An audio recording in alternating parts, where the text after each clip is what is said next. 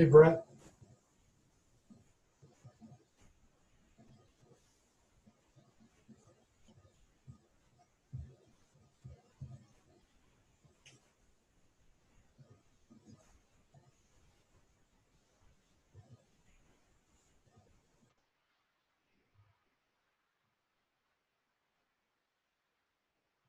How's it going, Brett? Oh, wow, look at those glasses. Yeah, I can't see squat, so I'll probably, as soon as we get started, I'll probably just turn off my video, so I don't look so shady. Preliminaries first.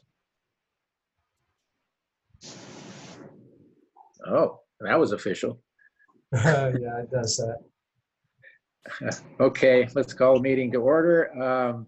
First order of business is the minutes of the last meeting. Of course, we didn't meet in August, but we had a July 6th meeting. Has everybody had a chance to take a look at them? And are there any questions or comments?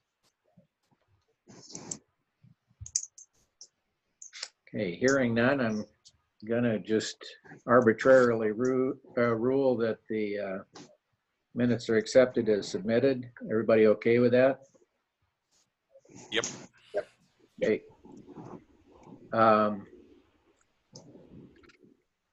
Let's see, we've got some kind of status update things. I don't have the meeting agenda in front of me right now, but you're going to touch on that later, aren't you, Chris?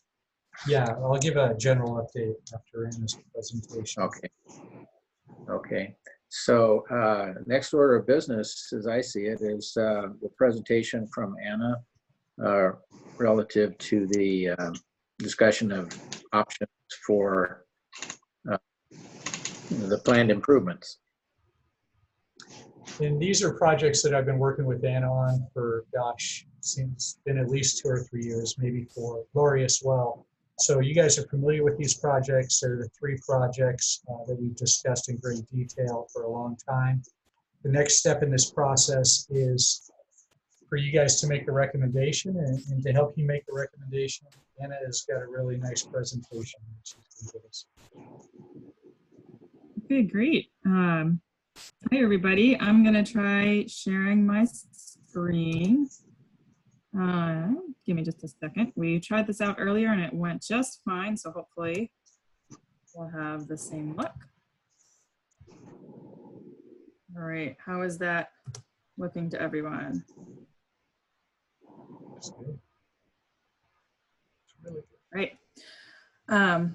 Well, great. Well, thank you guys for having me at your virtual meeting. I know we're all doing these virtual meetings now. Hopefully this will be a good way to be able to share this presentation and record it as well.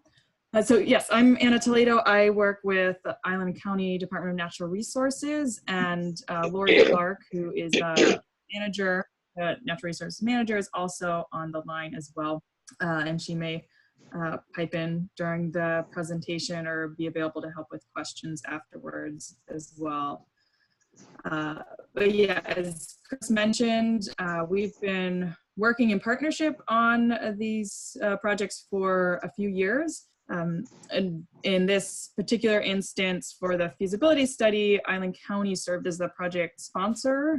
So we helped find some of the funding to do the feasibility study, and have been working in close partnership, of course, with Chris as well as other project partners.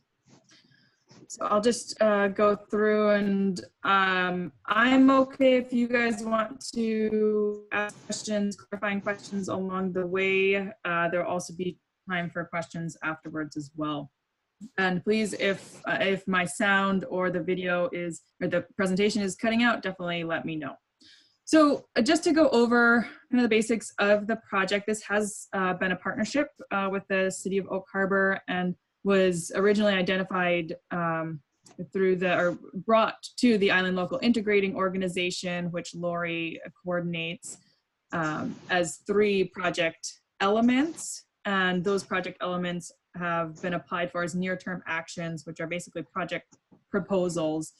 And one of the things that we thought would be helpful would be to take kind of a step back from the 3 projects as proposed and do a feasibility study about how these 3 project elements all fit together. How can, how can we phase the different elements together? So the Island County Marine Resources Committee, which I coordinate, saw this as an opportunity to help find some funding to conduct this feasibility study. And we also worked with the Island County Salmon Recovery Technical and Citizen Committee to find funding. And so this feasibility study was funded through the Estuary and Salmon Restoration Program, as well as the Puget Sound Acquisition and Restoration Fund. And we worked with a consultant with Blue Coast Engineering, and a lot of these slides today are adapted from their presentations that they've given about this project as well. So big thanks to Blue Coast Engineering.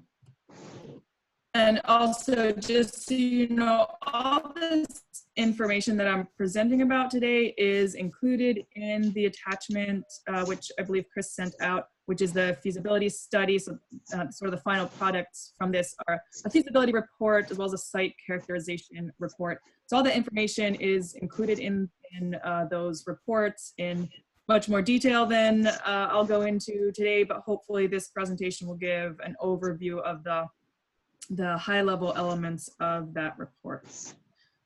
So the project team, we had a lot of great partners.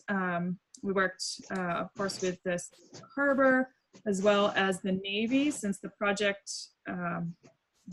length, we included some of the adjoining Navy property, as well as Washington Department of Natural Resources, since they are the state, this is on state tidelands. Island County, so it's myself and Lori Clark, as well as the Northwest Straits Foundation, which is a nonprofit that we often partner with on nearshore restoration projects, provide expertise, and they're also really great about identifying funding opportunities as well. So all of those, that was sort of the foundational project team, and then we worked with Blue Coast Engineering. As I mentioned, they had some subcontractors that they worked with as well.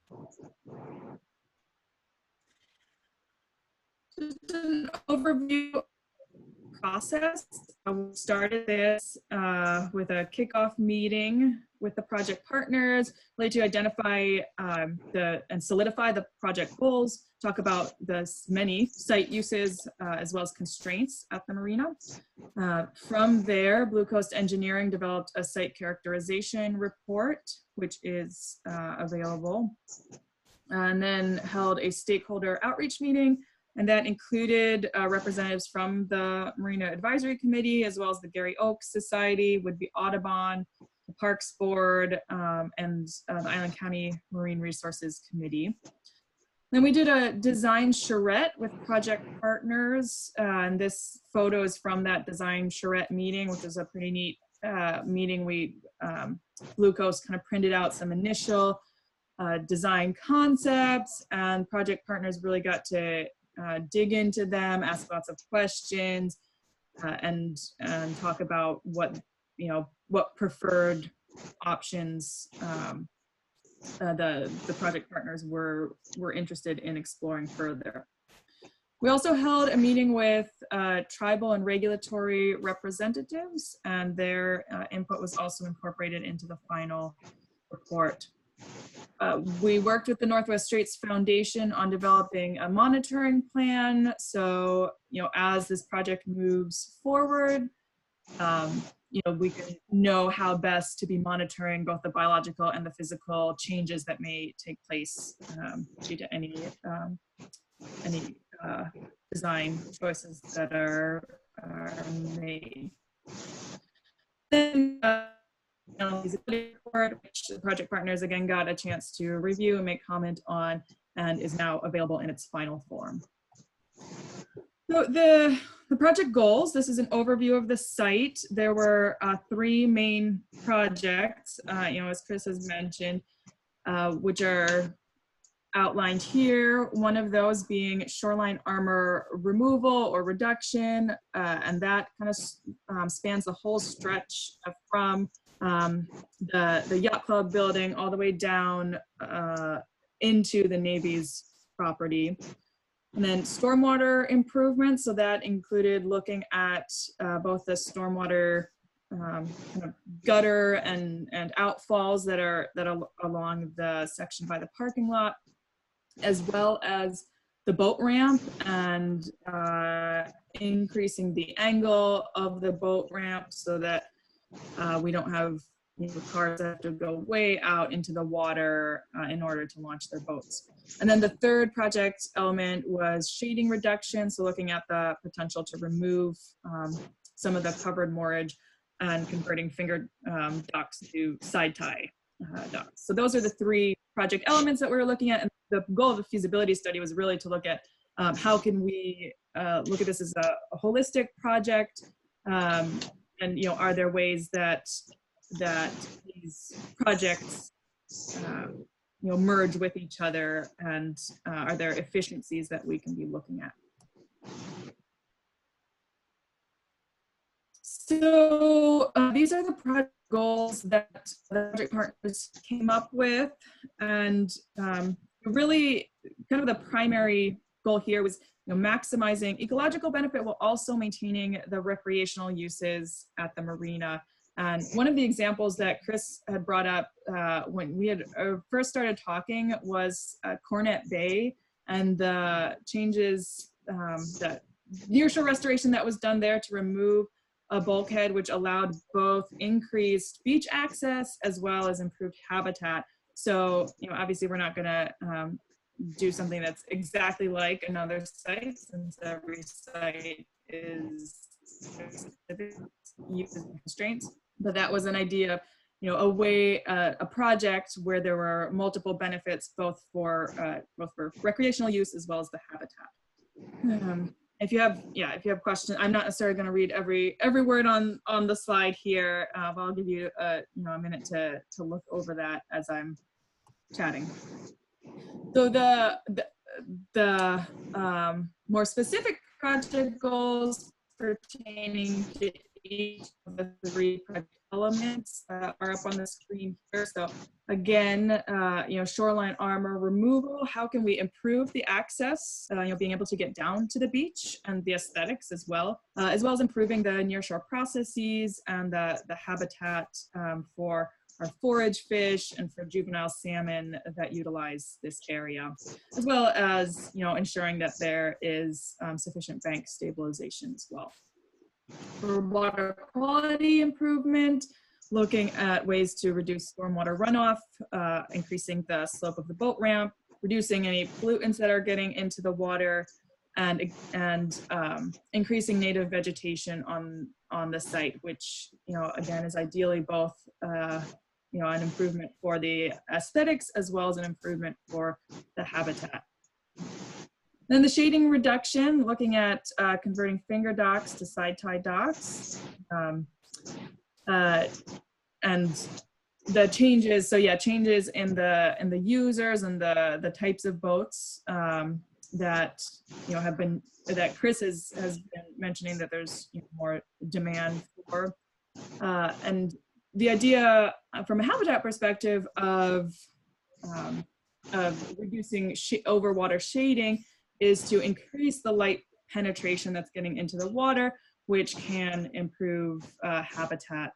Salmon in particular are known to avoid shaded areas, and makes them have to swim out into deeper waters where they're more susceptible to predators, especially when they're in their juvenile phase, which is where they're at when they're running through these more shallow waters. And also looking at removing creosote, some of the creosote piles that are associated with the finger docks, and getting the creosote out of the water. So I'm going to go through some existing conditions. I'll probably go through these fairly quickly since I'm sure you guys are very familiar with the site.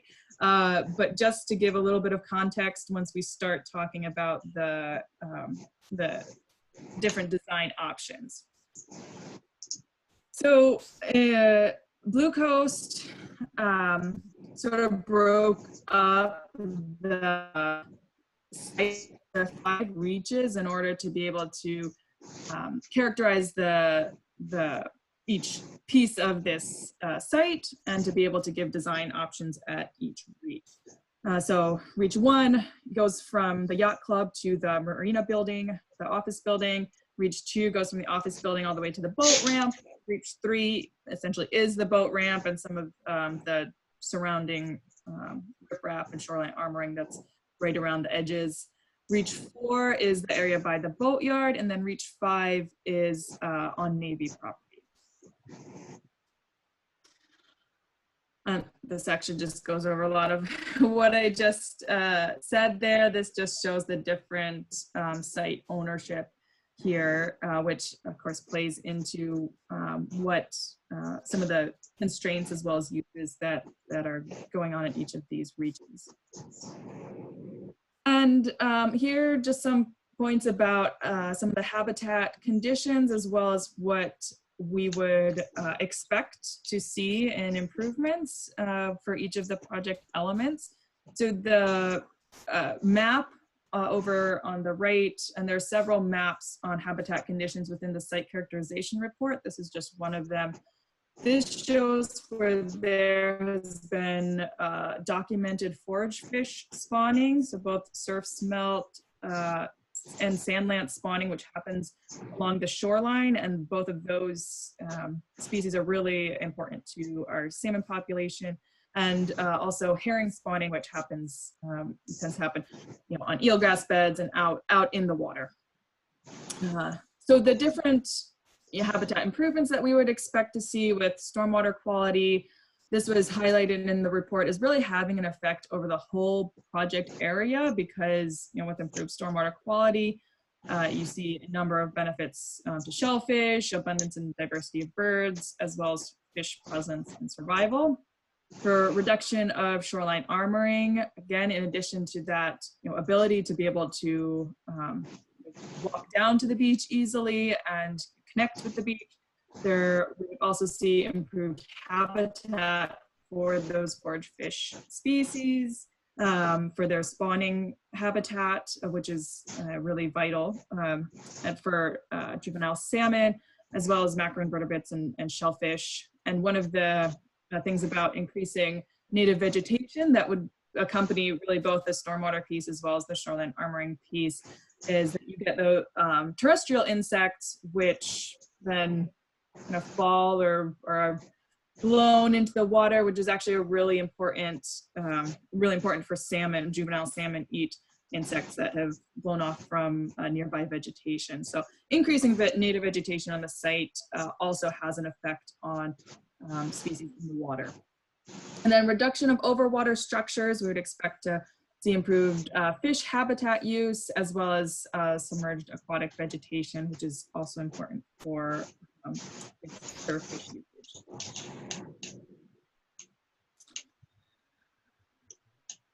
All right, so slide on the reaches, again, probably go through these pretty quickly. There's a lot of information off, off on the left, but we'll go through these pretty quickly. I think you guys are pretty familiar with these sites. Reach 1 is, in front of Catalina Park. There is shoreline armoring there, a combination of some rocks and rubble and debris. One of the important uses here, of course, is the park facility. One of the constraints that was identified was the utility corridor running along the shoreline, which still has a fair amount of kind of unknowns to it, which would have to be further developed in further stages of this process to really understand costs, the potential costs of moving those utilities, or what other options might be. Reach 2 stretches from the Marina office down to the boat ramp, and again continues with the same shoreline armor, but is also covered with a whole bunch of juniper. And it's the kind of main characteristic here is that the shoreline is backed by the parking lot, and also that sort of concrete gutter system with a few outfalls along the way, which essentially is letting essentially untreated water out into the bay there. I think Chris has put in some filter pads in the past, but those have a minimal impact on filtration of the stormwater there. Reach 3 being the boat ramp here. I'm sure you guys all know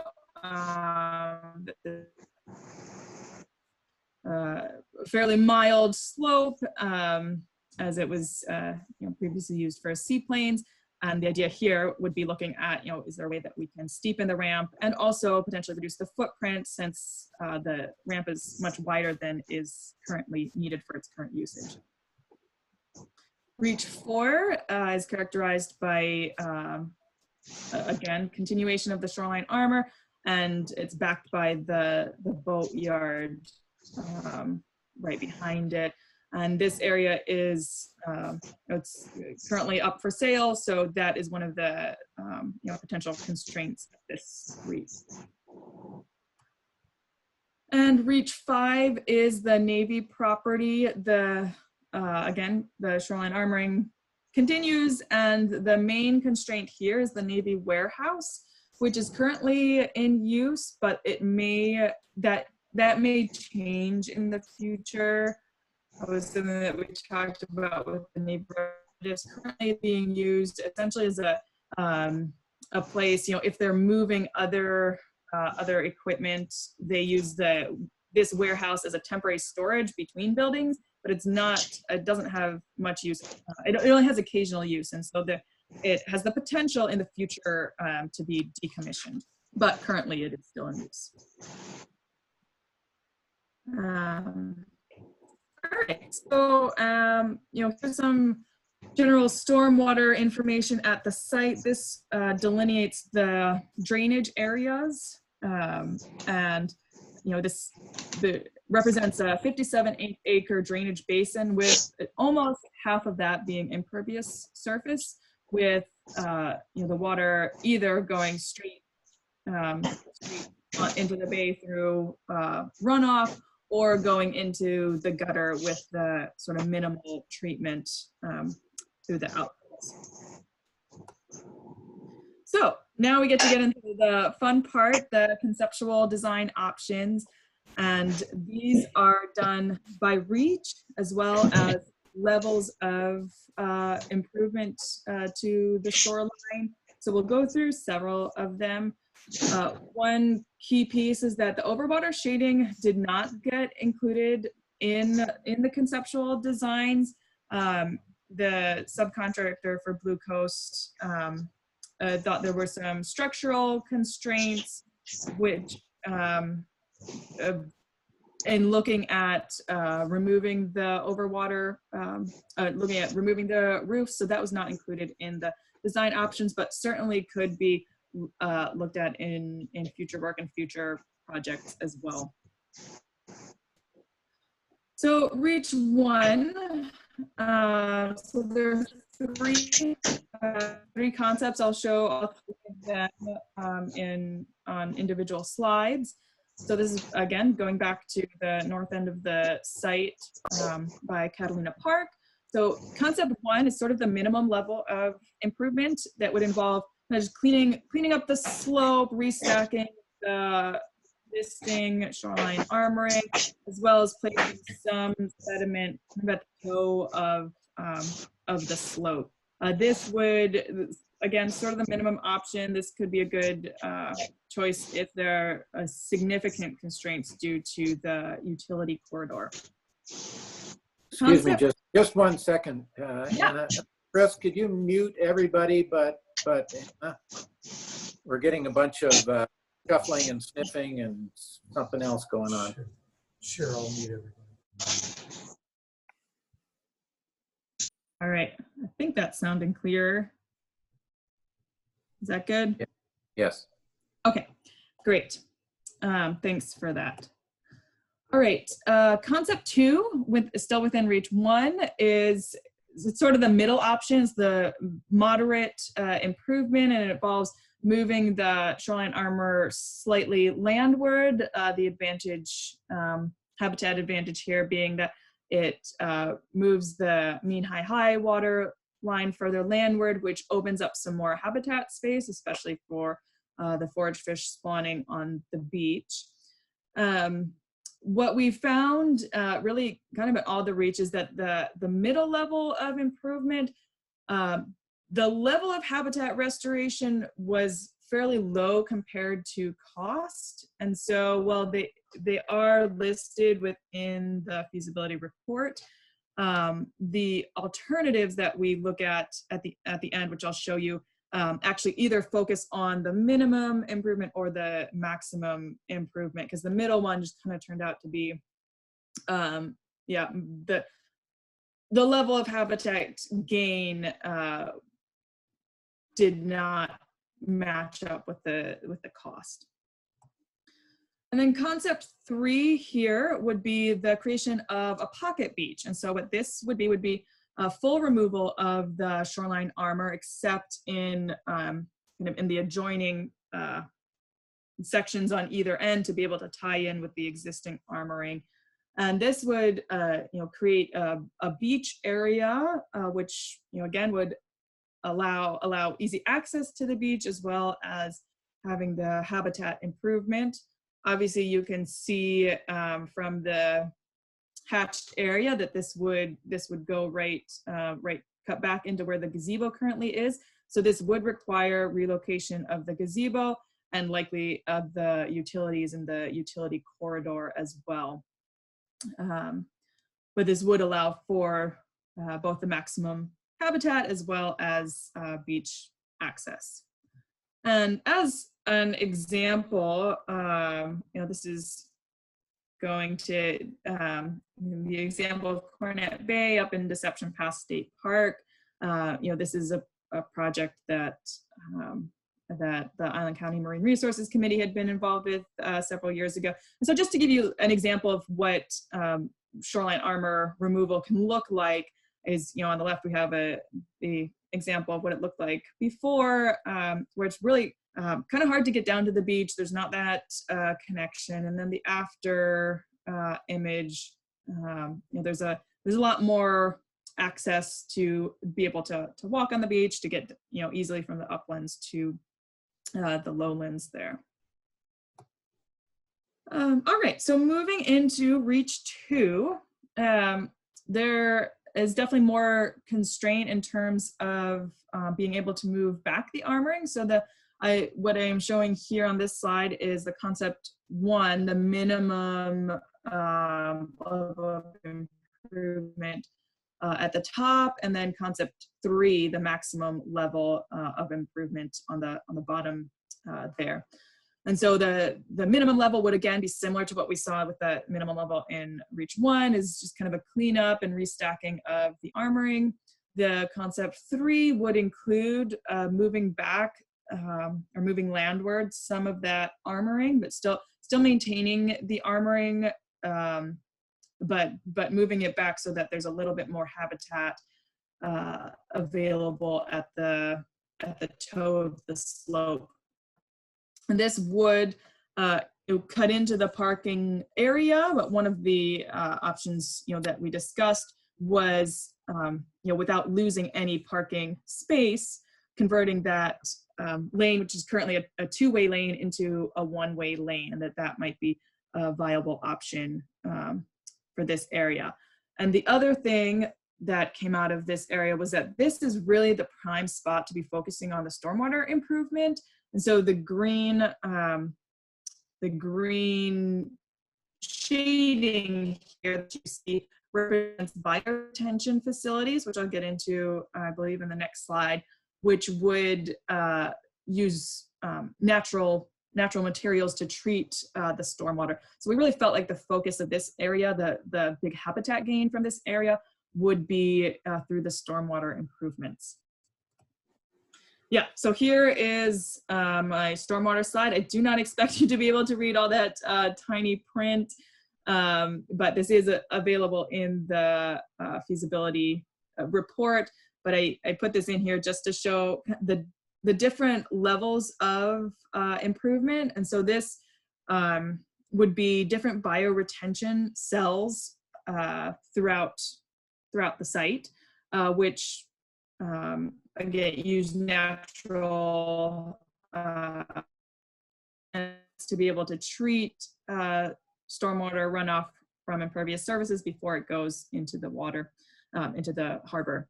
So there's sort of 3 levels here. So the minimum level of treatment would include the area that's kind of outlined in red. I know it's a little hard to see these areas, but it would involve putting the bioretention cells along reach 2, and it would be able to treat the area, primarily the area from the parking lot. The moderate level of improvement would add, so each of these is additional to the previous option. So it would include, the parking lot area, and then it would add the area in reach 1 by Catalina Park. So the green is the area that would be the installation of the bioretention cell, and it would allow for treatment of the impervious surfaces around this area. And then the maximum option includes a significantly greater amount of square footage, and would include areas on the Navy property. And so that would, include some, a piece over here along this parking area, as well as some areas down here. And that would include basically this whole 57-acre basin of stormwater treatment. So those are the 3 different levels of bioretention stormwater improvement options. And just to give you an example of what bioretention could look like, here are just a couple shots. The one on the left is sort of an early stage example. You can see generally it's a little bit of kind of a basin, and is filled in with various native plants. The one on the right has grown in a little bit, and it can really be designed to have a really nice look to it, which improves both the aesthetics as well as the habitat benefit that's going on with the natural treatment of the water. All right, moving into reach 3. This is the boat ramp. And really there's just one option here, well, 2, one being no action, leaving it as is, or the action option, it would be reducing the footprint of the boat ramp, as well as steepening it to a 14% slope.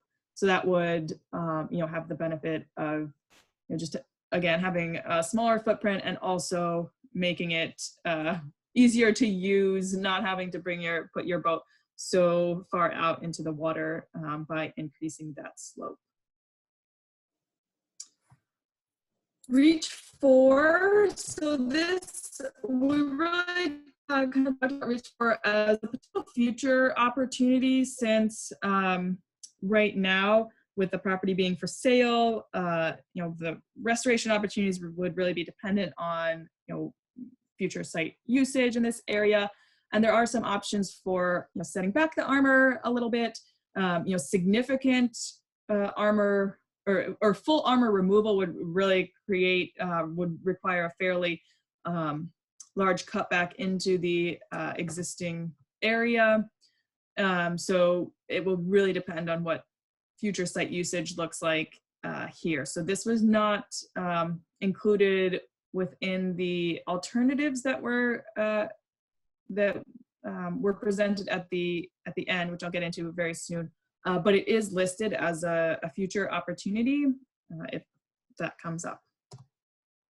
And then reach 5, again, what we're looking at here is another future opportunity, since the warehouse is currently in use, but if it does get decommissioned in the future, there is a great opportunity here to be able to open up some more beach space and connect with the existing beach space further south on this site. So again, this is listed in the report as a future opportunity, but is not included with the alternatives in the alternatives analysis, since it wouldn't be a current option.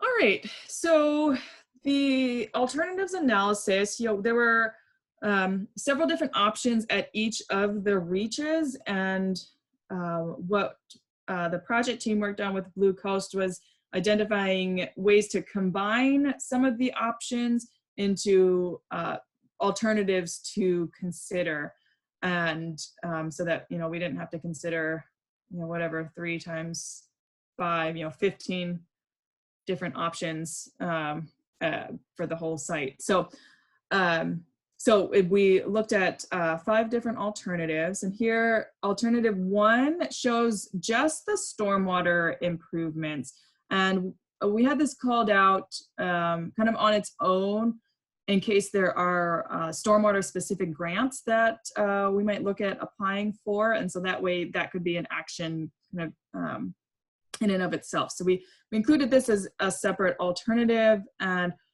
you'll see that the rest of the alternatives include the minimum portion, that portion within reach 1, but they're also priced out so that you could do the moderate or the maximum alternative in any of these options here. But the way that it's written out is that with the minimum alternative here. And just a point of, this is Ken Hewlett, just a point, if you look at the alternative 2 comment column, the bioretention says minimum, that would be the $210,000 option. Is that what you're saying? Yes, so, that's. So yes. the 390 at the bottom is a total number, or would you have to add 210 to it? Great question. So this is, yes, this is the total number. So this would, this is 210 for the minimum amount plus a fairly, I guess that would be whatever, 180, I understand. Making up the rest of the armor reduction. But yeah, thanks for that clarification. So all of these cost amounts include within them the minimum bioretention amount. Does that answer your question? Yes, thank you. Okay, great. Just, we've got a break right now. Does anybody else have a question about this analysis? Okay. Thanks. So we're not shy, so keep Yes, yeah, please feel free. Yeah, I wasn't sure if it was more helpful to take a break for questions or to just keep powering through. So yes, please do interrupt if you have questions along the way. So alternative 2 here, again, we're looking at that minimum. This is sort of across the board, kind of the minimum action on all of the reaches. So that includes the minimum stormwater improvement and the minimum just, armor cleanup options and restacking in reaches 1 and 2, and no action at the boat ramp. So leaving that as is. Alternative 3, again, includes the minimum bioretention and the minimum actions at reaches 1 and 2. Again, the main difference here being the boat ramp action. So reducing the footprint and increasing the slope at the boat ramp. And you'll see that the alternatives, from 2 to 5 kind of go in increasing the increasing action and improvement as we move from 2 to 5. So alternative 4 includes the minimum bioretention. The big difference here is doing the maximum improvement in reach 1, so creating that pocket beach area. Reach 2 would remain with just the armor cleanup and restacking, and the reach 3 would include the boat ramp improvement. Alternative 5 is it's basically the maximum improvement option, except for the stormwater improvement here, which is listed as the minimum amount. And here we would have the creation of the pocket beach, some of that armor setback in reach reach 2, and then in reach 3, again, having the boat ramp reduced. Okay, I have And another question about this chart. These, I guess if you go to the minimum, you know, 210,000 up to $1 million at the bottom of alternative 5, that assumes that there are no barriers to funding this. Yeah, so this doesn't mean that we have any funding guaranteed here, and I'll talk about that in one of the slides towards the end. There are speaking from a habitat perspective, certainly the more habitat, the alternative with the most habitat gain is the one that's going to be most eligible for funding sources through habitat sources. There are other funding opportunities as well through, again, stormwater improvement grants, recreation grants, infrastructure grants. So there are, funding opportunities. But in the alternatives analysis, that was actually, which I've got a slide about what elements went into the alternatives analysis for kind of scoring and ranking these. One of the elements that was included in that is the likelihood of funding through recreational focused sources as well as restoration and habitat focused sources. Okay, Does that help? you. Yeah. Yes. Are there Yeah. other questions? Anna, this is Chris. I have a question about the cost for the boat ramp. We're thinking the boat ramp's only going to be about $220,000. Was that a statement or a question? I don't actually have I've got the report in front of me and I can pull up the boat ramp piece of it. That was more of a question statement combination, but okay. A little bit more of a question. It just seemed a little inexpensive when you look at the project over there. And Anna, I know these I think are just you're talking estimates. about on the alternative analysis slide that you have up right now. It has estimated cost minimum to maximum. I think that's what he's referring to. Yeah, no, just when we add the boat ramp into it, it jumped from 390 to 600,000 between alternative 2 and alternative 3. Right. So yeah, so the boat ramp's estimated about $210,000. Yes, I see what you're saying now. Yeah. Thanks for clarifying that. Yes, that's what the estimate came out as, and so Blue Coast did a engineer's estimate of probable cost, and at this stage, at a feasibility conceptual design stage, of course, cost estimates are fairly they're not worthless at this stage. So definitely the next phase going into preliminary design, you would of course get a more accurate estimate. But these are general estimates to be able to give an idea of what expected costs could be. Thank you very much.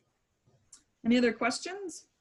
Well, I assume that those estimates do not include permitting and all the experts that are required to, count eelgrass and all that kind of stuff. That's correct. These estimates are just for the actual construction cost. So there would be additional costs for the next phase really would be doing preliminary design and then permitting and final design. And those have additional costs to them, as well as, if you're working with a project sponsor, if you're doing it in-house as well, there are costs associated with the project management piece of that. And so the general estimate for permitting and design, I have that in the final slide, which I don't have in front of me, but I believe preliminary design and permitting was around 150 to 200K, and then final design being an additional 150 or so on top of that. So there are additional costs associated along the way with a project like this. I'd like to ask. One of our members asked the question that wondered if there were dredging costs built into the boat ramp footprint. Let me take a look at the cost breakdown here and see if that is included. It does say there are, so it includes dredge approach area for new boat ramp. I don't know. I know that you guys are coming up on your, was it your 10-year dredging at the marina that you do. So we would definitely want to kind of coordinate on the timing, ideally, if we could, to be able to be efficient in the dredge work to be done there. Okay, but those costs are not shown in these estimates, correct? Well, so what's listed here is dredge approach area for new boat ramp. So at some level of dredging is included here. If there is additional dredging from the maintenance dredging that you need to do, that is not included, but the dredging in order to construct the ramp is included. I understand. But I have a quick question. This is Steppy, Ken. It doesn't appear that there's been any addressing of the impact to parking from any of the alternatives here, especially the Pocket Beach, which would be a draw. And I'm just wondering, was that even considered? So the considerations around parking were really to avoid decreasing parking. It was not, I don't believe that came up as a consideration about the potential increase in usage and the potential need for increased parking. Chris, you can correct me if I'm remembering there. The primary goal within throughout the site, but specifically within Reach 2, was to avoid any decrease in the parking. You're right, Anna. We talked a lot about that decrease of parking, and we didn't talk about increasing the parking at all. So we're just going over that. But your point is well taken, Steppy. If we increase the draw to that area without increasing parking, then we exacerbate our parking problems.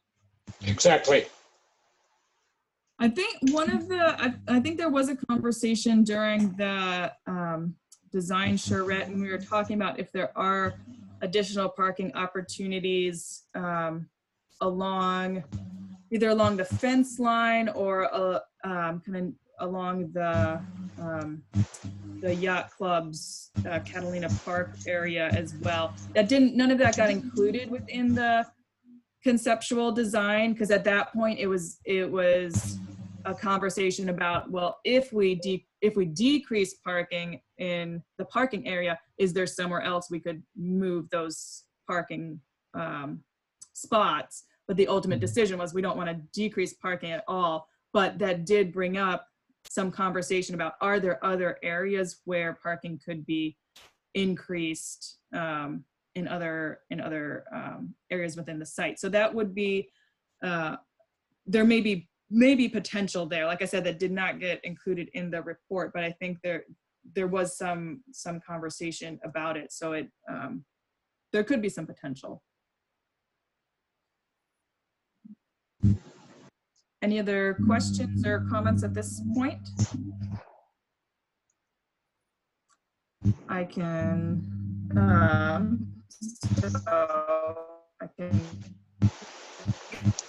here is a couple slides which show a plan view of the different alternatives. I've got alternatives 2 and 3 here, and with the main, so again, 2 being so the minimum action, and the difference between 2 and 3 being the alternative 3 having the reduced footprint of the boat ramp.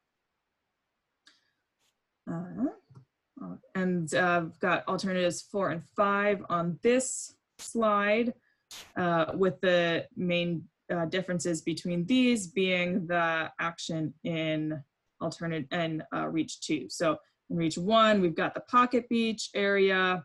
In Reach 3, in both of these, we've got the action on the boat ramp. And in Reach 2, here we have in alternative 4, we have the minimum option. In alternative 5, we have the armor setback option. And again, all of these including, you know, this green area showing the bioretention basin included in all of these options. And just right of center, there's a blue hashed or blue shaded area next to the fuel dock pier. What's that supposed to indicate? Yes. Yeah, I see what you're saying. That's a great question. I don't know if that's an element of the fuel dock pier. These were I can see, let me see if in my printed report it gives some indication of what that. I don't know. Does anybody have a guess on what that is? I think that's the dry dock structure underneath that. The Oh, old the grid? dry docks. Yeah, the The grid. old- I think it was a tidal grid. Okay, is it still there? Part of it. No, I thought it well, was. yeah, there's some boards, but not, the most of it's been removed, 95% of it. So I know that the blue is existing areas. So if there's, you know, yeah, so the blue does not indicate anything that would be changed there. So there's not any. I understand. Yeah. Okay, great. I'm glad there's some people who've got the inside knowledge on what that is. All right, so for the alternatives analysis, we kind of looked at 3 elements, again, going back to what our project goals are at the site, looking at the ecological benefits, the recreational benefits, and the implementation feasibility. So ecological benefits, including improved habitat, again, for forage fish spawning, as well as juvenile salmon, increasing you know, the riparian buffer areas, maintaining that upland to tideland connection, looking at the sustainability of the habitat benefits and the water quality improvements. The recreational use, access, and aesthetics were rated according to the increase of park shoreline, where people are able to get down to the beach and access the beach, as well as recreational and aesthetic improvements at the site. And then implementation feasibility, this included the cost of the project and the compatibility with goals of both restoration-focused funding sources as well as recreation-focused funding sources. So how likely are we able to be able to fund this project through grants? And the infrastructure impact. So how much are we going to be going into, for example, the utility corridor?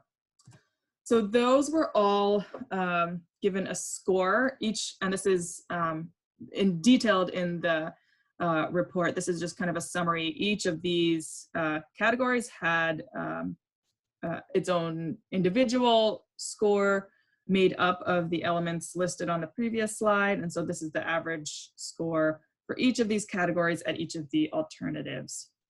So for both the ecological as well as the recreational uses and benefits, those you'll see increase from the minimum to the maximum alternatives.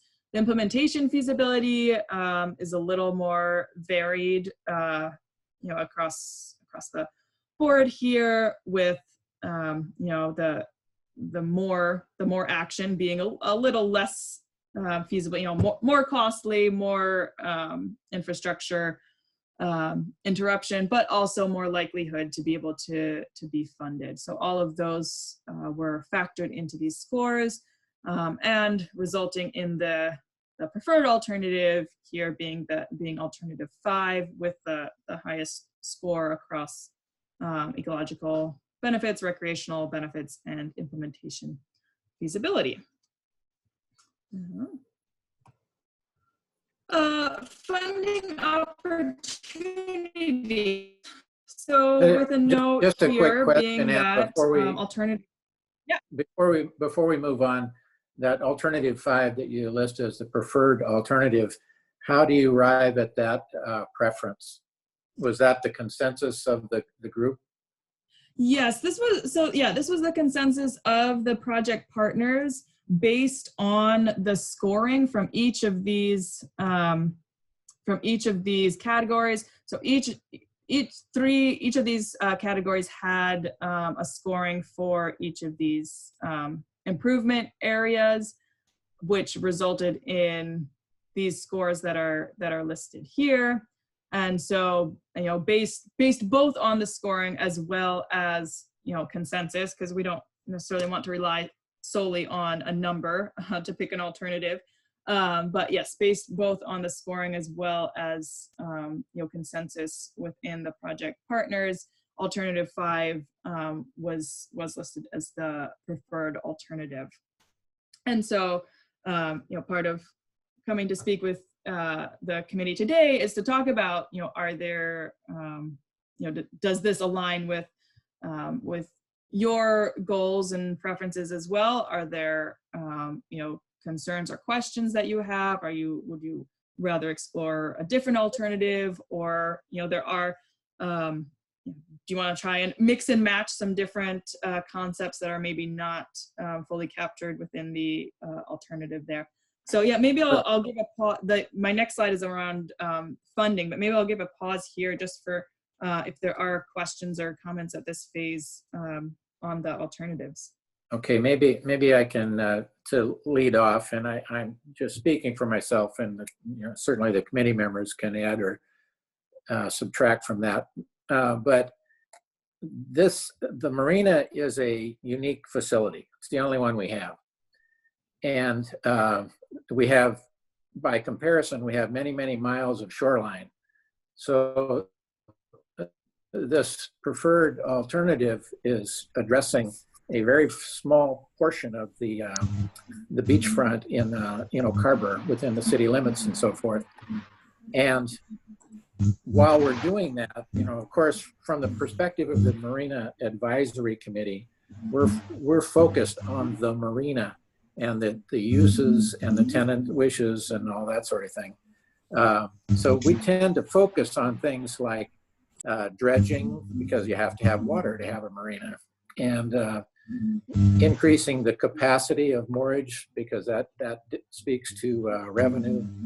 We are an enterprise zone, which means we have to pay our own bills. The city, we don't use any tax money from the city for the expenses of operating the marina. So we have parking areas and parking fees, and there are other related marina operations that is the focus of this committee. So if you're talking about the reaches,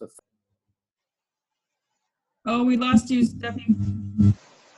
Third and fourth reaches are the only ones that are within the boundaries of our operating marina.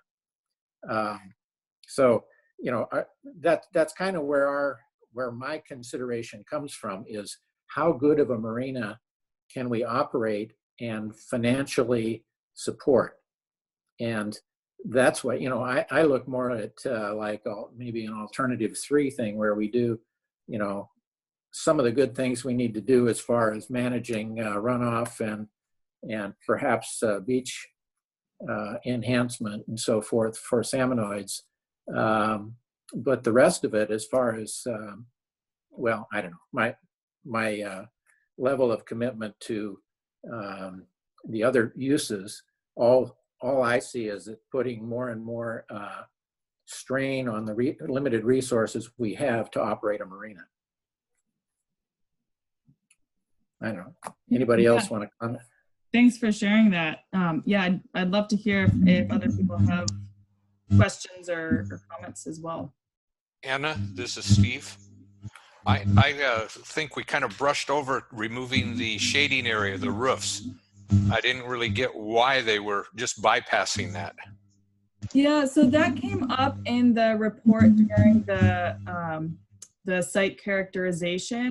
The subcontractor that Blue Coast worked with did some analysis there and found some structural concerns that would need to be looked at before removing the the roofs there. His assessment that there would need to be replacement of the through rods in order to maintain the structural integrity there. And it was determined that there would need to be additional analysis done before those design considerations could be looked at. Are we talking structural integrity of the dock itself?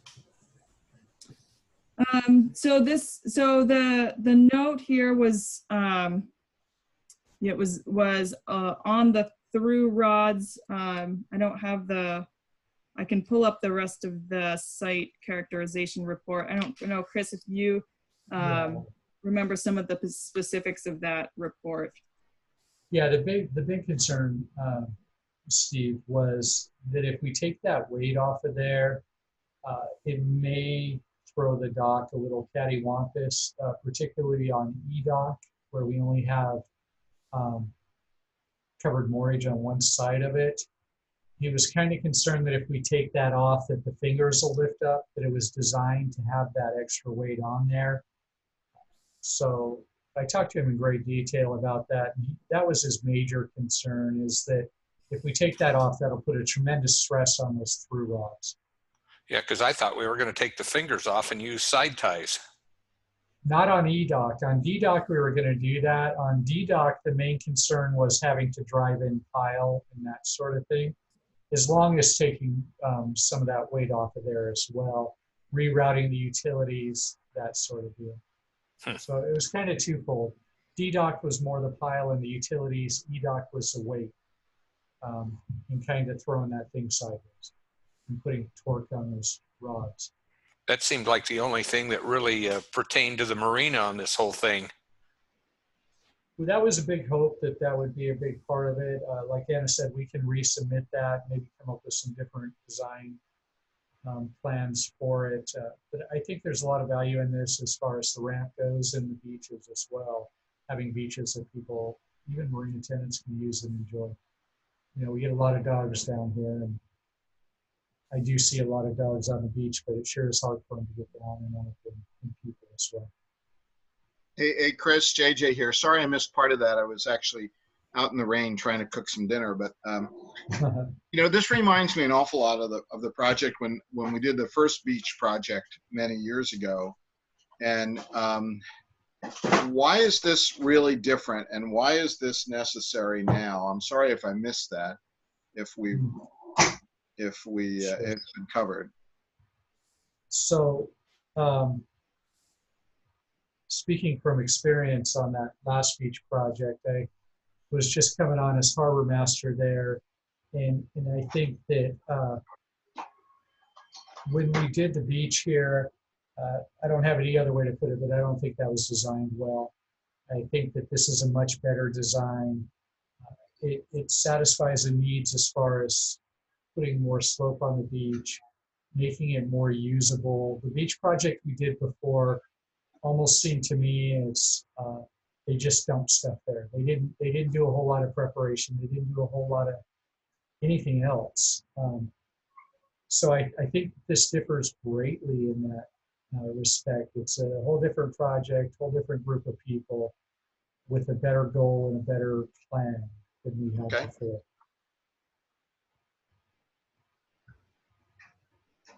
You're muted, Ken. I have a question about the design of the boat launch ramp. The 14% grade, is that some sort of a design standard, or how did they arrive at that figure? Yes, yep, that's a current design standard. I believe there's a range around, I think it's 12 to 15% is current design standard. But at some point at that grade, the ramp will meet the old seaplane ramp, and the depth at, say, a zero tide at that particular point is kind of a critical piece of information that I'm sure the engineers would take that into consideration as well. Yeah.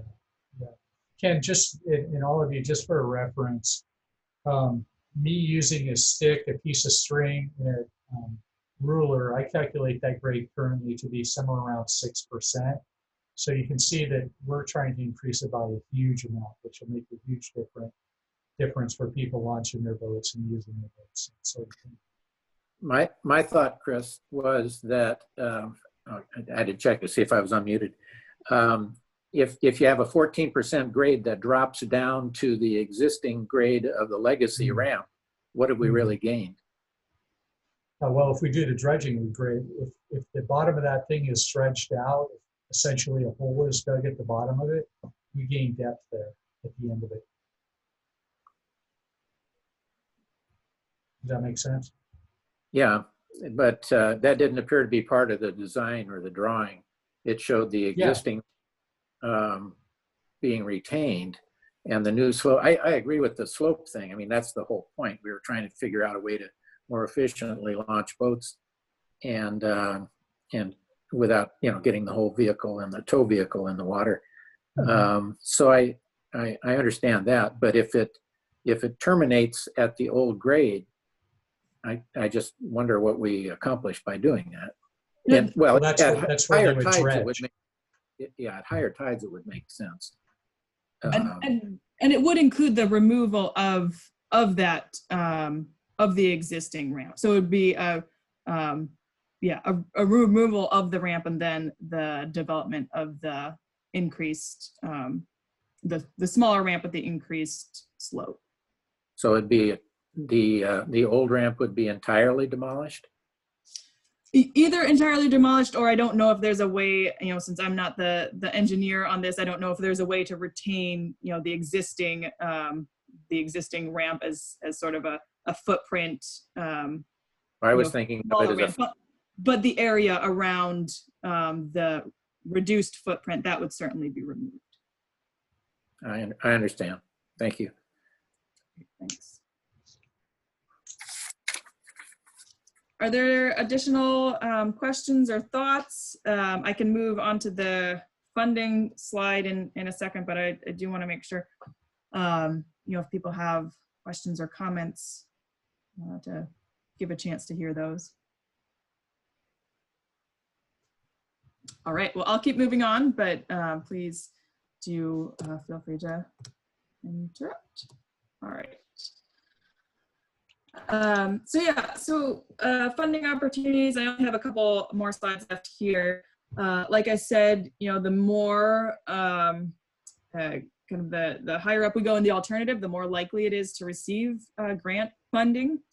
The next phases really would be looking into preliminary design, and this there's currently each of the projects has already been applied for through near-term actions through the Island Local Integrating Organization, which kind of was the impetus for doing the feasibility study in the first place. But all those those applications are already existing within the Island Local Integrating Organization, and we would just need to update that with the feasibility study results. But that would, if we were to move forward, that would allow us to do the preliminary design, and that funding is available starting in June of next year.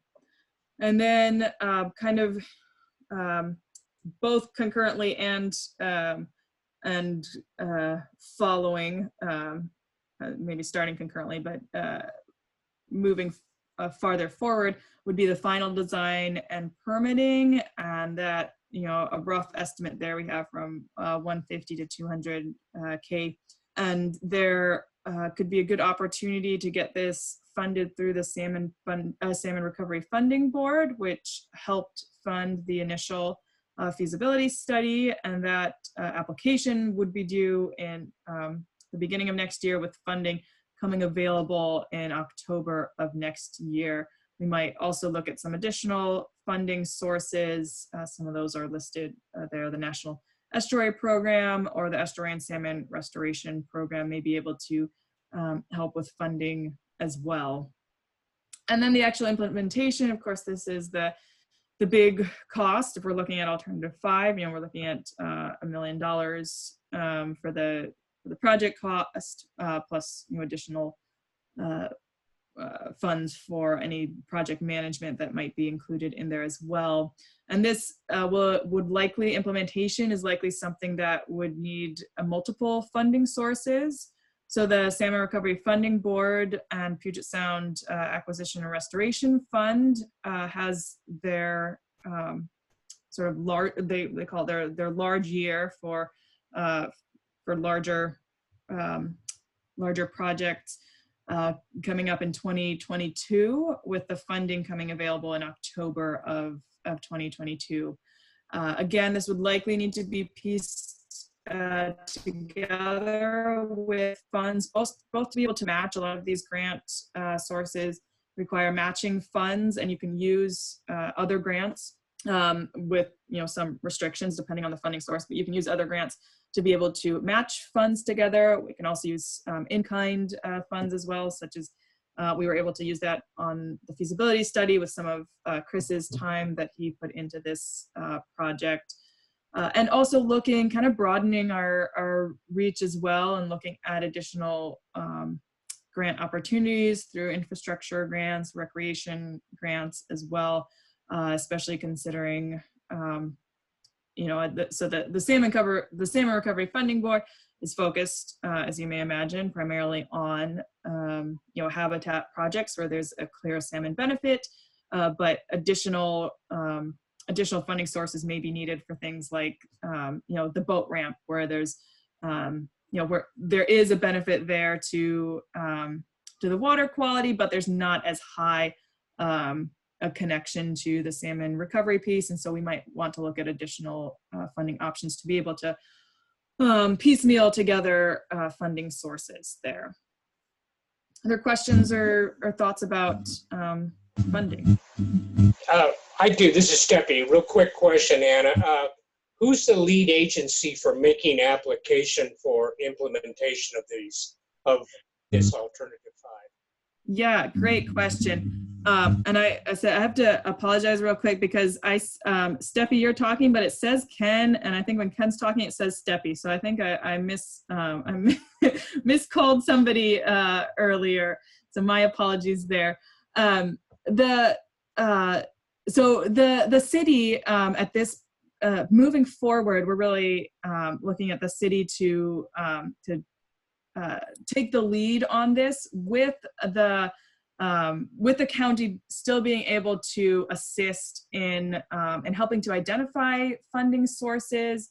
We're working closely with the Island Local Integrating Organization, which Lori Clark, who I believe is still on the call, is the coordinator of, and they have access to opportunities, and she's able to help with certainly with some of these initial phases where we're looking at the Island Local Integrating Organization for support. But we would, it really does come down to what the city wants to go with and how they want to move forward, and that could look like hiring a consultant or a project manager that works on these sorts of projects. The Northwest Straits Foundation is an example of an organization that often works on these types of projects and could help with grant funding, or also directly working with a contractor or sub consultant to handle the grant application. Does that help answer? So it's really how the city wants to move forward, but the county is here. We're still here to help provide support along in the process and be able to help identify funding opportunities. Yeah, this is Steppy again. I guess the question is to Blaine, do we have grant writers and applicants on the staff of the City of Oak Harbor, or is this going to fall back on our harbor master's shoulders?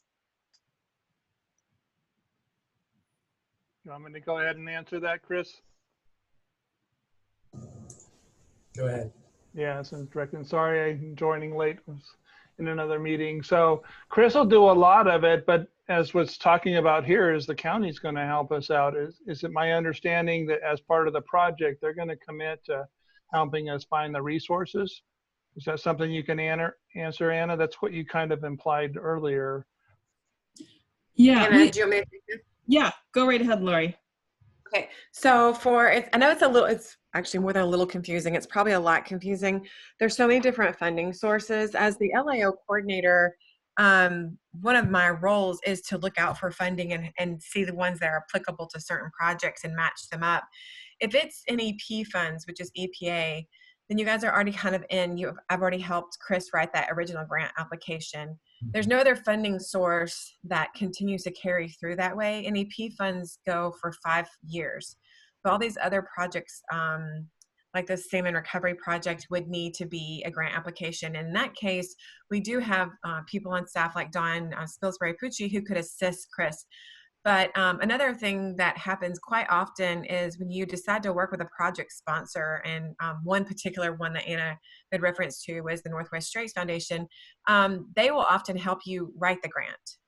Knowing that this is the kind of project, depending on which option you chose, if there is habitat gain, it's very likely the project would get funded. Therefore, that person who's helping write the grant would get paid as a project manager when the project is funded. So that's what usually happens.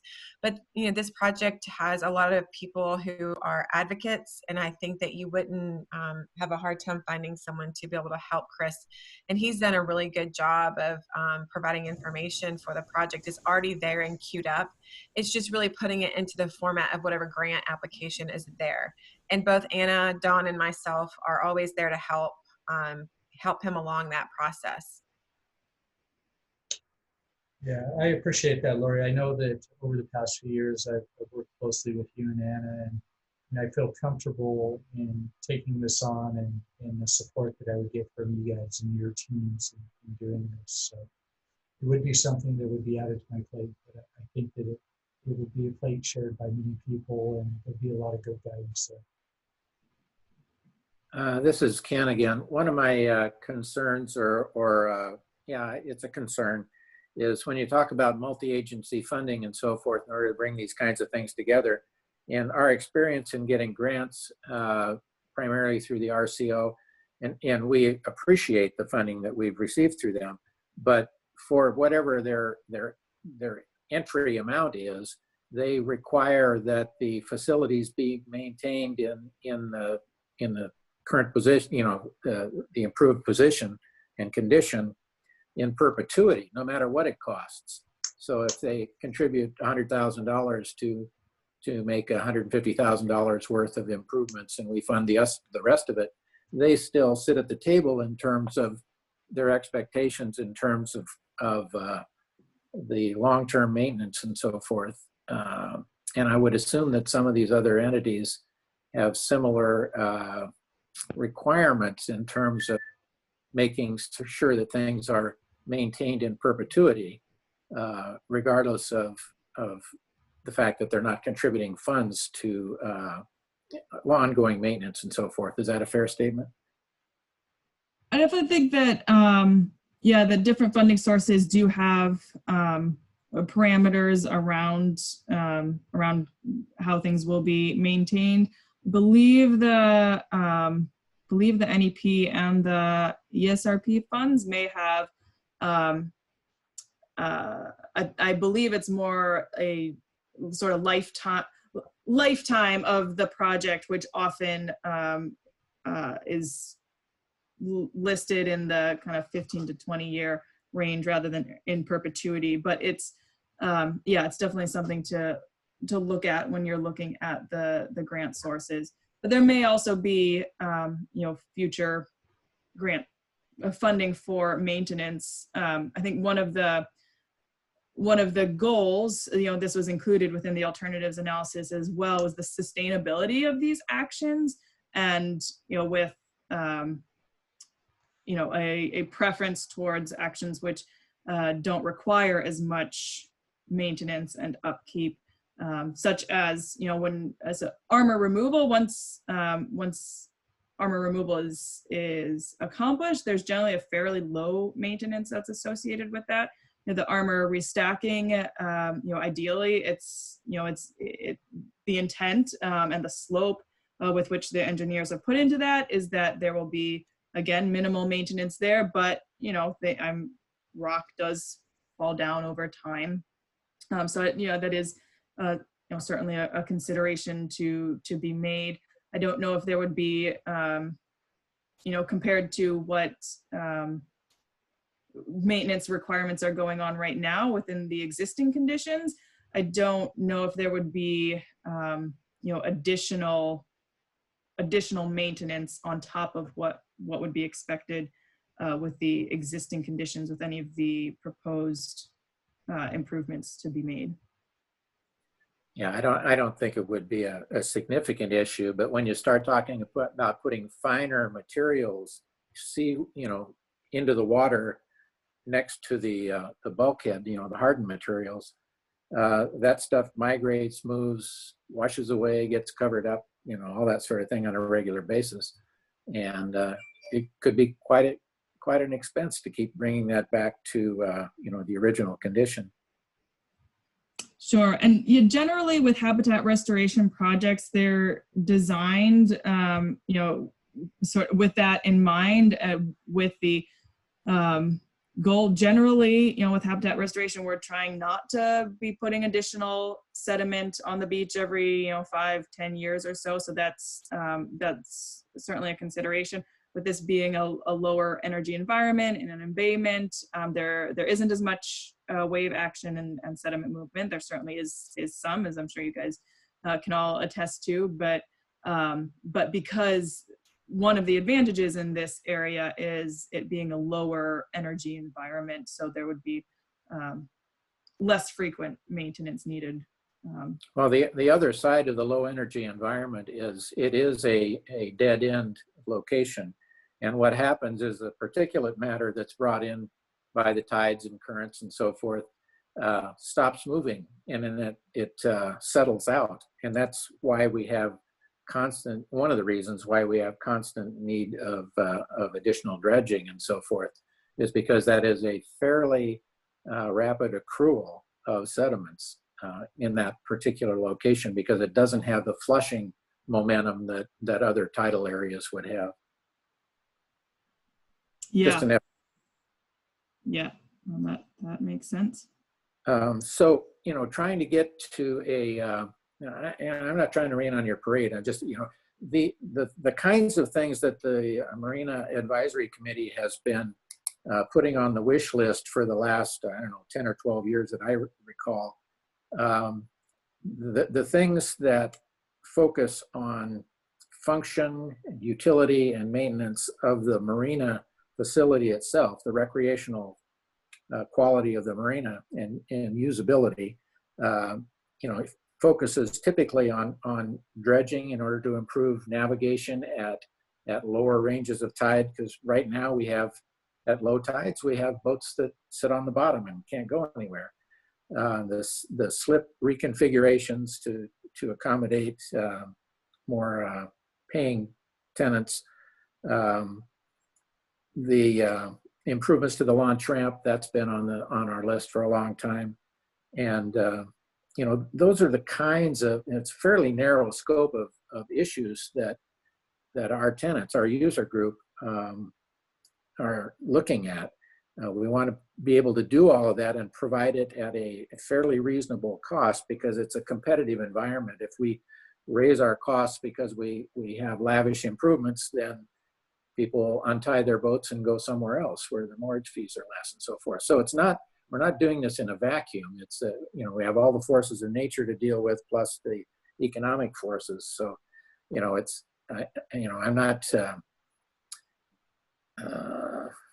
trying to be negative about the projects or anything. I'm just very sensitive to anything that reduces any of the, you know, the parking, access, you know, all those kinds of things at the expense of some really, you know, nice kinds of things, but they're park-like improvements for users that don't necessarily include or aimed at the tenants in the marina that are paying all the bills.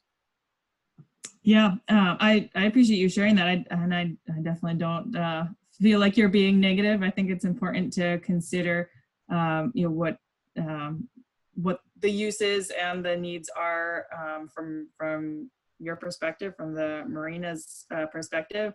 And I think those are all very valid points that you're bringing up. I would say that, yeah, that,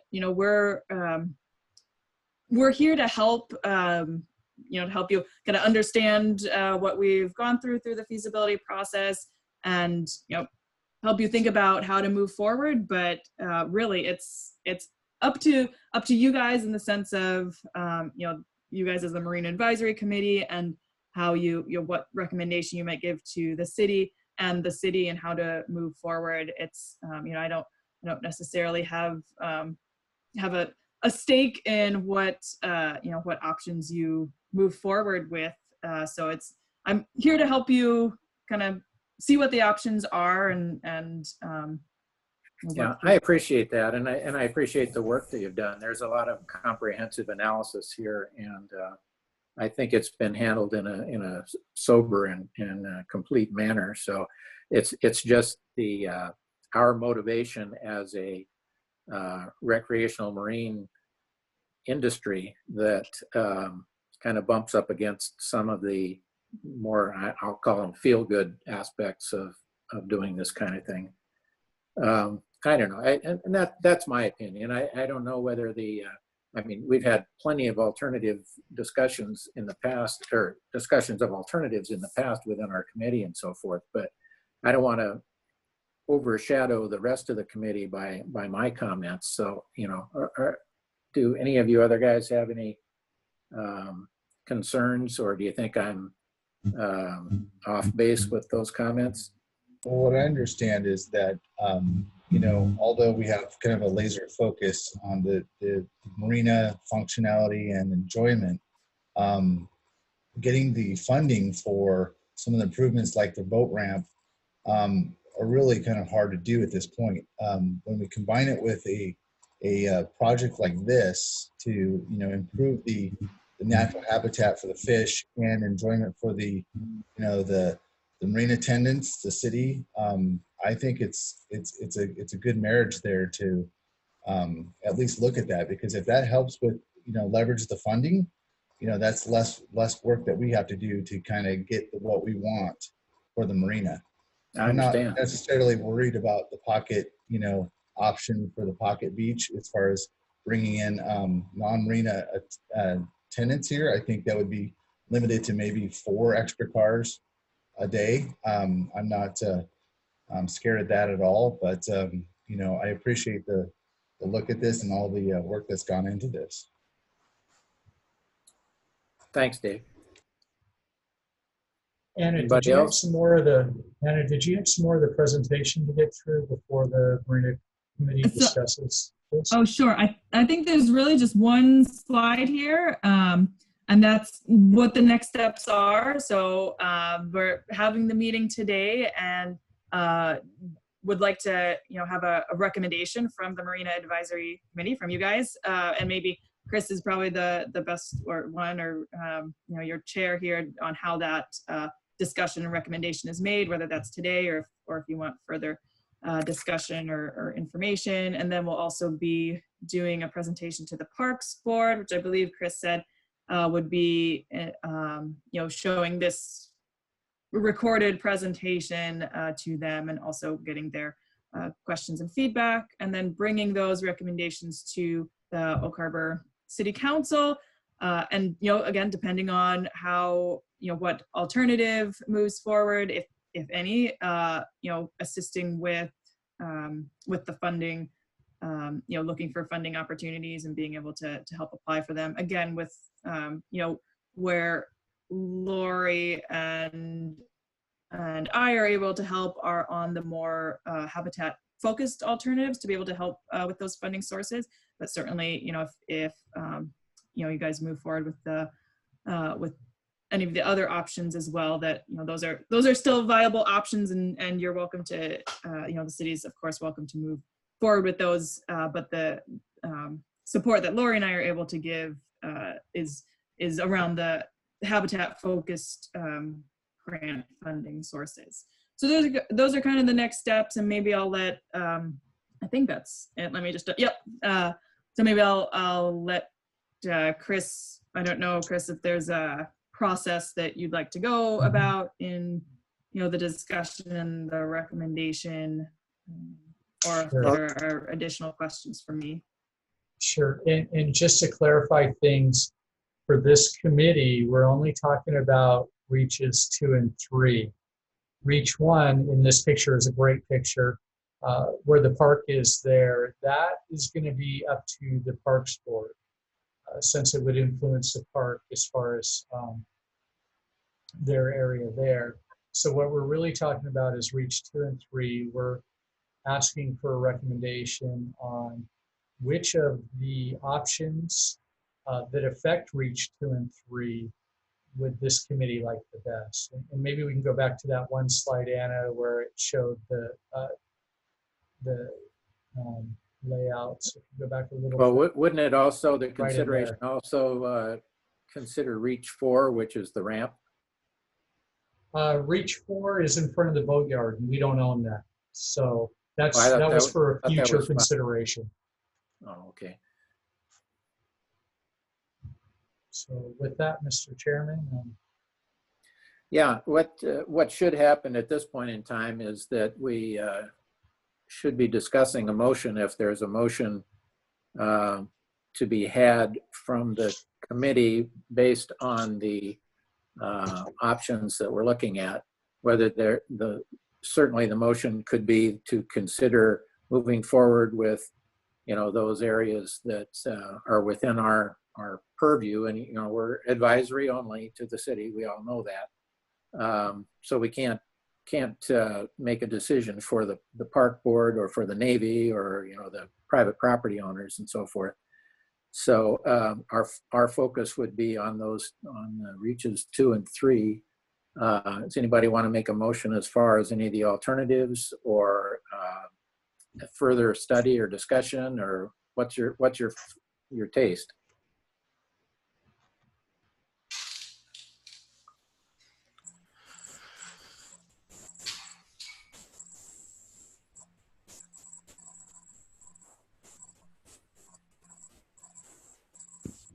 I hope it's not a technology thing, but I'm not hearing anything at all. Well, when it comes to looking at just reaches 2 and 3, my mind is to look at what's pictured here, alternative 4, where it does not impede any of the parking or flow through traffic that we all know is very important. There's a lot of activity along that main walkway right next to the beach. Where alternative 5 seems to cut into there, I'm not seeing how we'll be able to navigate without removing some parking. Definitely the boat ramp is part of the need. And so I would make a motion that we would consider alternative 4 to move forward. Okay, do we have a second to the motion? Yeah, I'll second it. This is Steve.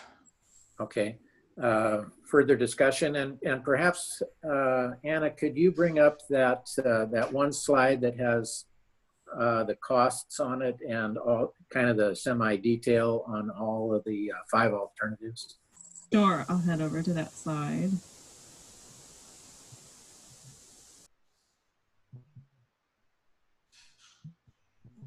Yeah, that one. Hold on. Well, no, that's not the one with the costs. This one? No, I'm sorry. I was thinking of the one that had the cost there, that one. Yeah. So the motion is to consider alternative 4, which is the minimum bioretention, pocket beach, which is not going to be part of our recommendation, armor cleanup, reduce boat ramp footprint. So Dave, is that clear that that's your alternative, your motion? It's clear. It just breaks down to either armor cleanup or armor setback is really what we're deciding. Right, right. So Okay, I any propose further discussion?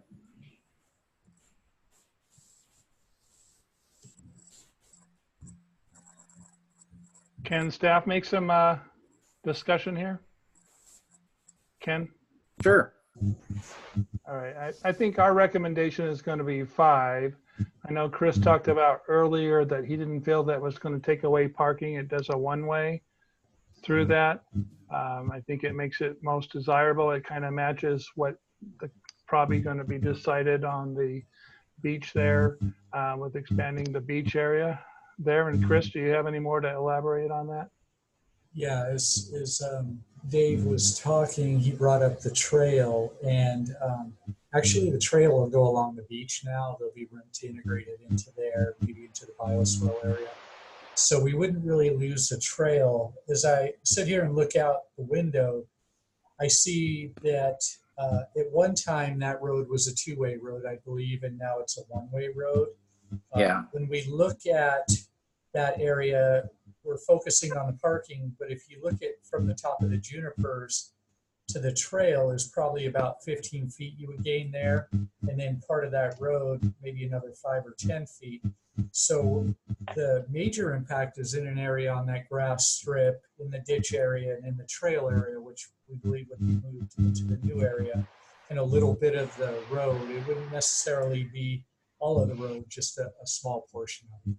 Okay. You know, that'll be contingent and negotiable in the engineers' I think design and drawings. Yeah, that's wise counsel and so forth.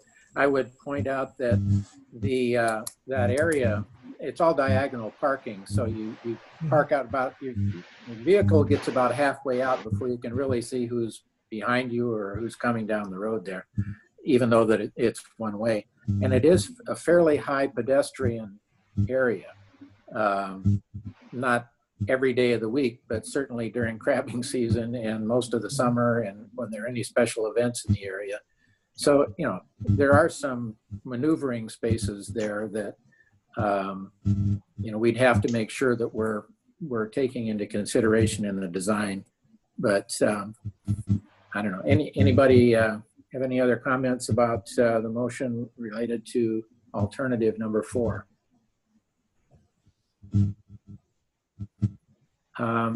Okay, my feeling now is to call for a vote, but Chris, you're more familiar with the software than I am, but how do we call for a vote with this? We do an audible, all 4. Okay, we can do an audible, all against. So, so a little more discussion on that before we vote. Okay. So now that with the information, Chris, you're saying that we're only going to cut into the asphalt a little bit, and you feel confident there'll be enough room for vehicles to back out and safely avoid pedestrians. Is that correct? Oh, yes. Yes, definitely. There is a utility trench there, however, too. Yeah, there is. The utility trench that runs underneath there, that would have to come into play at some place. But I'd have to believe that any engineers would look at that and stay well within the traffic standards for that area. They wouldn't jeopardize any of those standards. And from the habitat improvement in alternative number 5, we feel that maybe Anna can speak to this. Feel like this is a big impact to the habitat for this alternative. Oh, definitely. It's a whole revamping of it. I'm getting a bunch of feedback from somewhere. I think it's coming from Steppy. I just muted you for a second, Steppy, but I think it's your tablet. So when you're ready to talk, I can unmute you, or you can unmute yourself. Yeah, I would agree that there definitely is a habitat impact to be had there.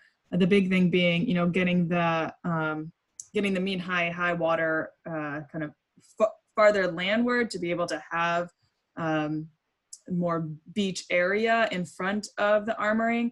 It is, so I will say that because there is still a retention of armoring, it is not as attractive from a funding perspective as, for example, in Reach 1, where you would potentially be doing the whole armor removal, but there is going to be habitat improvement by pulling that armor landward, and there would definitely be, I think it would fit in well with some of the habitat funds and the habitat gain that we would expect to see there. And do we expect the aesthetics to improve? Yes, yeah, I think that will be a big Absolutely. portion of that. I think that will be, yeah, definitely an element. Did the plan also include some sort of stairway access or something to the beach in that area between the fuel dock and the harbor master office?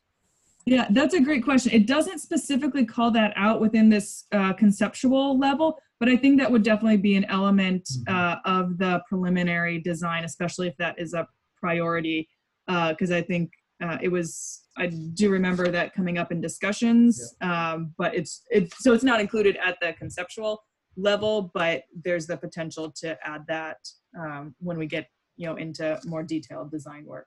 Yeah. I'm not recommending it. I'm just bringing it up as a discussion item.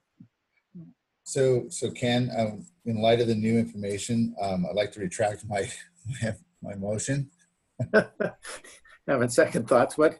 Well, I mean, for me, it's a big part of this is the habitat improvement and aesthetics of the marina. If those can both be combined, and it doesn't impact the day-to-day operations of the the marina tenants and doesn't add any safety issues, I would like to lean towards alternative 5 if there's no objections.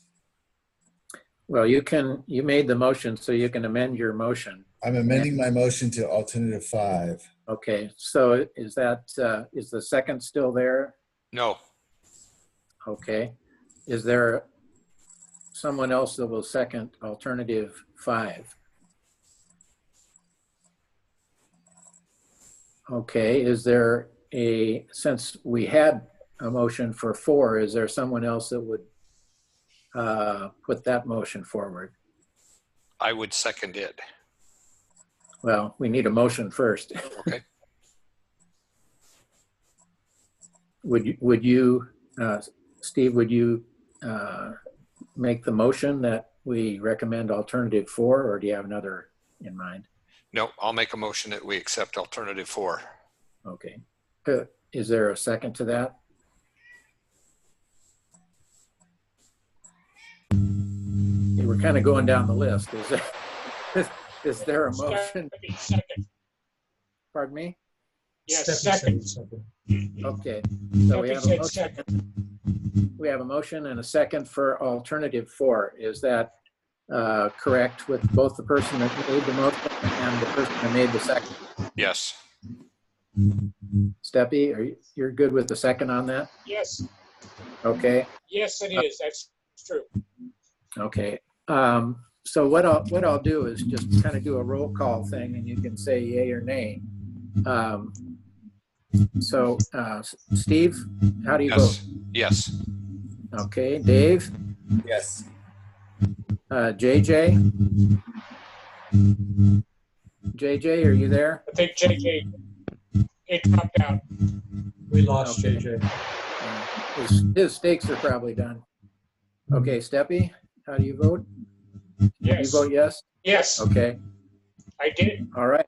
We have a majority, so this committee has approved alternative 4 as our recommendation to the city council for consideration of this analysis of alternatives or whatever. Is everybody okay with that? Yes. Okay. Then our next item on our agenda, we're getting a little long on this meeting, but Chris, do you have some just general update topics you'd like to talk about? Yeah, I can do a real quick one, but first I'd like to thank Anna and Lori for coming to the meeting and the presentation. And, Absolutely. you know, it was a great presentation, and I really appreciate not only tonight, but all the help and support you've given the city, the marina, and myself during this time. And we'll move forward and see how it all works out. But thank you very much for coming. Well, thanks to you, Chris. It's been great working with you on this. And thank you to the whole committee here for your thoughtful input and discussion. I think it's been really great to hear your perspectives. And I guess I'll pop off at this point so you can continue with your business. But thanks so much for the opportunity to present to you guys, and looking forward to moving forward. Thank you, Anna. That's great, Ann. Thank you. Bye. Bye, Lori. So just real quick, the most exciting thing I want to share with you is that next week, the mayor, Blaine, and myself are going to go down to the commissioners and make an RCED grant presentation for the boatyard. So that project is still alive and well and being worked on. I want to share that with you. Hopefully our presentation will go well, and hopefully we'll get the funding, and then there's several steps involved thereafter. But this is the first step to what we believe will be a really great thing for the marina. So that's exciting news. Secondly, working on the budget for the upcoming 2021 calendar years, putting things into the budget that are nice to haves and not exactly have to haves, because we're still very uncertain of how COVID is going to affect us. Some of the things that we're putting into is some Wi-Fi enhancements, more security cameras, and I did put in some money for a pump out system along the main walkway as well. So those are really the big projects. Oh, and also some card readers like the white cards that we use at the gates on the restrooms and laundry room. So those are some of the big things. I could go on and on.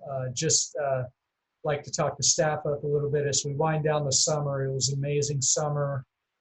The staff worked really, really hard. You know, Neil, Duncan, Elise, Stephanie, and Dick, just amazing people, did a great job under a lot of really difficult situations. So hats off to them. And that's about it for now. I had a whole list of things I'd share with you, but in the essence of time, I won't. I have a quick budget question, Chris. Is there money in the budget for, there was engineering survey for future dredging, or? That's what we're actually going to start in, not this budget cycle, but the next budget cycle. I had thought it was this budget cycle, but when I look back at the comprehensive plan, it was actually the next budget cycle. So that'll be the 23-24 cycle where we start that dredging. So yeah. Okay. Any members of the, you're all done, Chris? Yes, Is that sir. right? Okay. Any members of the advisory committee have any additional comments or questions? Stephanie.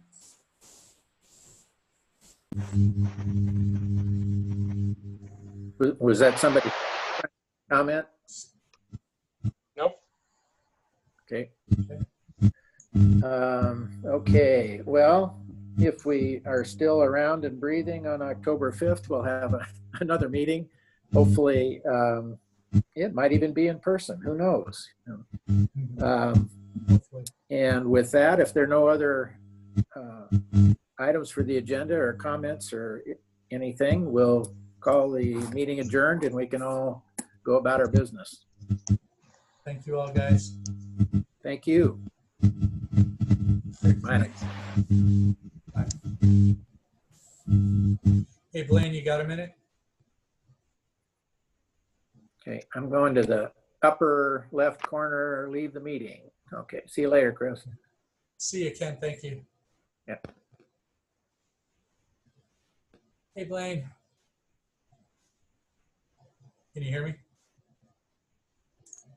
Put my mic on. Yeah, there you go. I can hear you. Go ahead.